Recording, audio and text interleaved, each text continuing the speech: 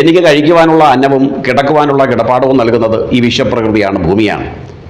ഈ ഭൂമി സഹിക്കുന്നത് കൊണ്ടാണ് നമ്മൾ ഈ സർവ്വവിധമായ ഏടാകുടങ്ങളും തോതിവാസങ്ങളും ഭൂമിയിൽ കാട്ടിക്കൂട്ടുന്നത്. ഈ വിശ്വപ്രകൃതി ഒന്ന് പിണങ്ങിയാൽ മനുഷ്യൻ പിണമായി മാറും. പലപ്പോഴും നമ്മൾ ആരും അത് ആലോചിക്കാറുമില്ല. പക്ഷേ നമ്മുടെ മുൻപേ പോയവർക്ക് ആ ബോധമുണ്ടായിരുന്നു. അതുകൊണ്ട് അവർ നമ്മളോട് പറഞ്ഞു, വേദങ്ങൾ നമ്മളോട് പറഞ്ഞു, ഭൂമി ദേവിയാണ്, സർവ്വ ജഗത്തിൻ്റെയും ആധാരഭൂതയാണ്, സർവേശ്വരിയാണ്, പരമേശ്വരൻ്റെ പത്നിയാണ് ഭഗവതി എന്ന് പൂർവികർ നമ്മെ പറഞ്ഞു പഠിപ്പിച്ചു.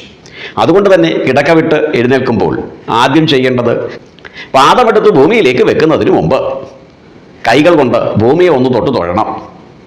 ഇത് ഇപ്രകാരം പറയുവാനുള്ള കാരണം എന്തിൻ്റെ അടിസ്ഥാനത്തിലാണ്? യുക്തിക്ക് നിരക്കത്തക്ക രീതിയിൽ ഒന്ന് ചിന്തിച്ചാൽ, ആധുനിക ശാസ്ത്രത്തിനെ അടിസ്ഥാനമാക്കി ഒന്ന് മനസ്സിലാക്കാൻ ശ്രമിച്ചാൽ അനവധിയായ കാര്യങ്ങൾ അതിൽ ഒളിഞ്ഞിട്ടുണ്ട് എന്ന് തീർച്ചയായും മനസ്സിലാകും. നമ്മൾക്ക് ആദ്യം അതൊന്ന് മനസ്സിലാക്കാം. ഒരു വ്യക്തി കിടന്നുറങ്ങുമ്പോൾ ആ വ്യക്തിയുടെ ഉള്ളിൽ കുടികൊള്ളുന്ന എനർജിയെ സ്റ്റാറ്റിക് എനർജി അഥവാ പൊട്ടൻഷ്യൽ എനർജി എന്നാണ് സയൻസ് വിളിക്കുന്നത്. ഇനിയും ആ വ്യക്തി തന്നെ എഴുന്നേൽക്കുന്നതോടുകൂടി അത് ഡൈനാമിക് എനർജി അഥവാ കൈനറ്റിക് എനർജി എന്ന രീതിയിലേക്ക് കൺവെർട്ട് ചെയ്യപ്പെടും.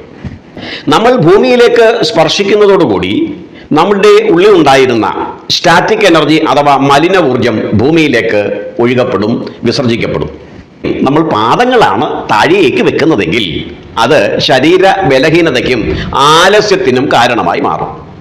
കാരണം ആ ഊർജം താഴേക്കായിരിക്കും ഒഴുകുന്നത്, പ്രസരിക്കുന്നത്.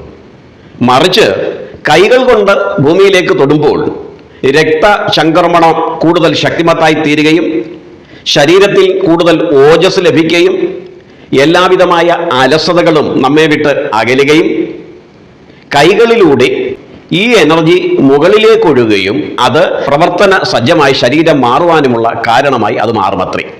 ഇതാണ് ഇതിൻ്റെ പിന്നിലുള്ള ശാസ്ത്രീയത.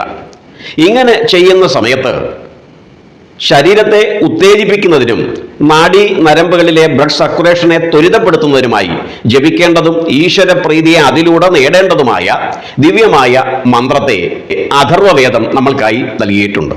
ആ ദിവ്യമായ അഥർവവേദ മന്ത്രത്തെ ഇത് നമ്മൾക്കൊന്ന് പരിചയപ്പെടാം.